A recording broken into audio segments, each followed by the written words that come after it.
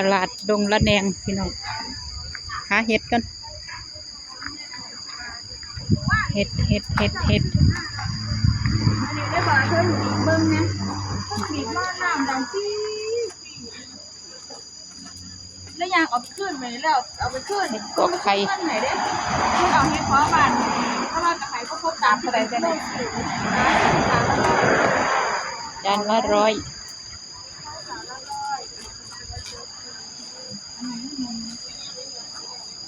เอาข้างนี้บ่มีเป็นทางนี้ไม่มีเห็ด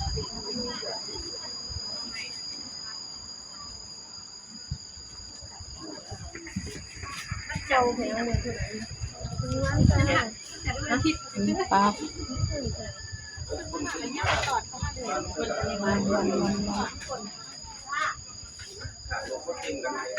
แมงวันนี้ใครอยู่บนบนตกแข็งใครอยู่บนรถมาไม่ได้เห็นปลาปลาเล่นน้ำมาไปย่างคนมันโตแม่ที่เป็นลี่อยู่ในเนี้ยมาอย่างแม่ใช่ไหมปลาโลโลเนี่ยอันนี้ผักหวานอันนี้หรอกนางลอกมาไปตัวน้อยๆน่ะมันย่านคนตะกะแตนบ่ล่ะเขาจุดพุเนาะตะจันแค่กระจันโลเรียนตรงนี้มันน้อยโต๊ะขึ้นไม่ตีเนาะมันย่านน่ะก็พาติดบ้าโอ้โหหอยปังครับโอ้โห ปังวันนี้นะครับอันนี้แมงยันอร่อยครับผมมันคืออะไรจักรจันทร์อันนี้ขอแล้วครับกิน อันนี้ทอดแล้วจักรจันทร์มีหน่อไม้หน่อไม้เฉียบหน่อไม้ขึ้นน้อยใหญ่แต่50 บาทผมขอครับเป็นต้นหากี่ครับครับผม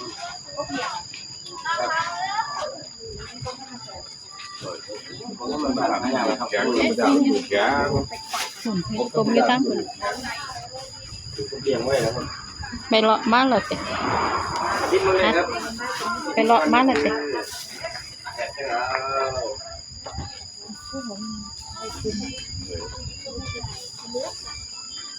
ขี้เหล็กเป็นกุ้งมีเล็กหามีเล็กหาจำเป๊ะจำเป๊ะ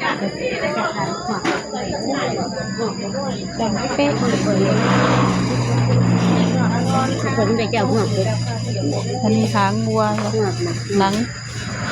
โอ้โห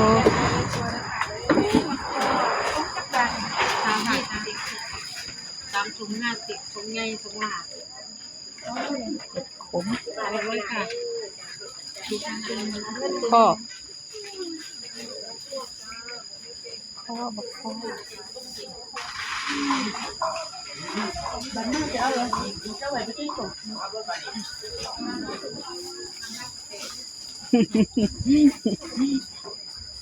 นี่ไว้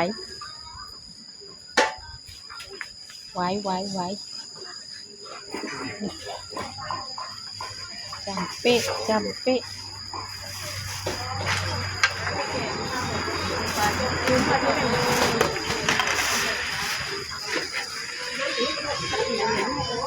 ข้าวโพดข้าวเหนียว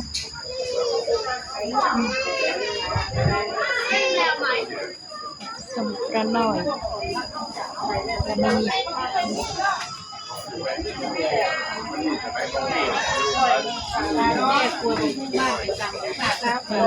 บกฮง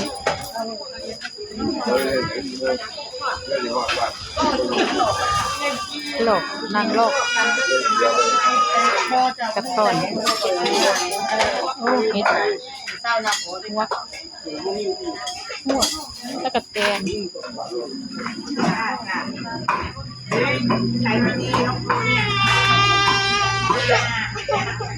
น้ำต้ม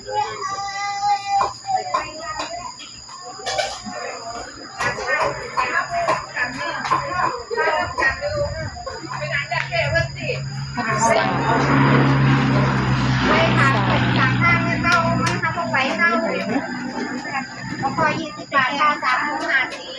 หวานหวานสาว แล้วก็มีหมายเลขเขาว่าทำให้เช้าเลยเขาไม่ได้กินข้าวแล้วจบหัวแล้ว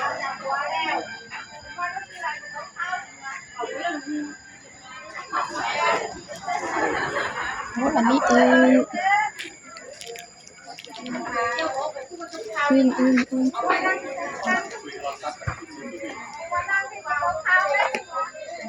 เป็นสวด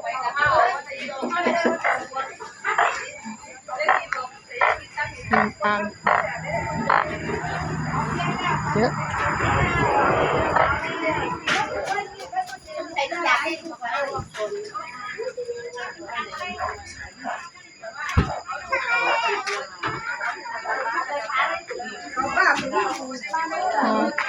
ตาอ่อนจ้า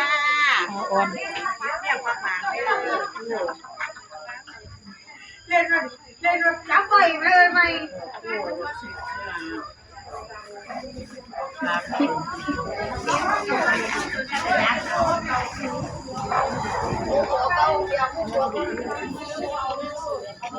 อันนี้จะคุ้งเลยค่ะกระเจียว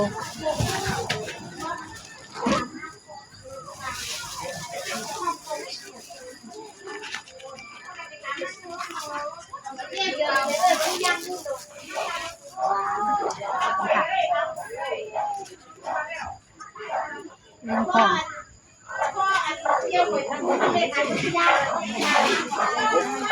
100 250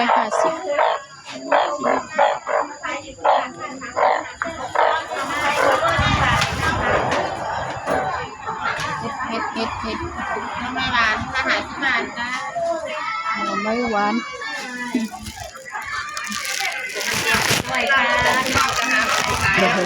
ก็ตกก้มหนังเลยนะ ล้มเราเป็นหรืออยากเอา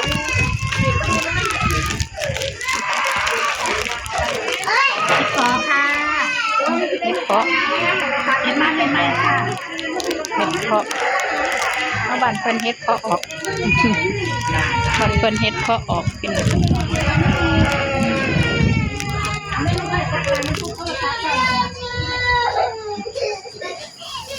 กระแตน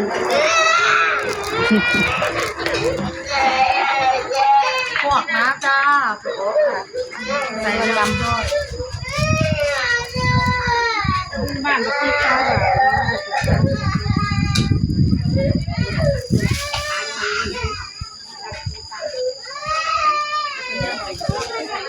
ที่บ้านลูกหลานได้จำให้เด็กสักอย่าง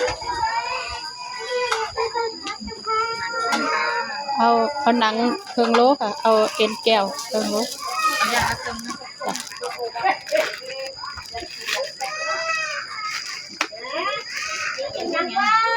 เล่นแล้วมันดึกโทรศัพท์ถ้าเบ็ดเบิดมันดึกถึงเอาไป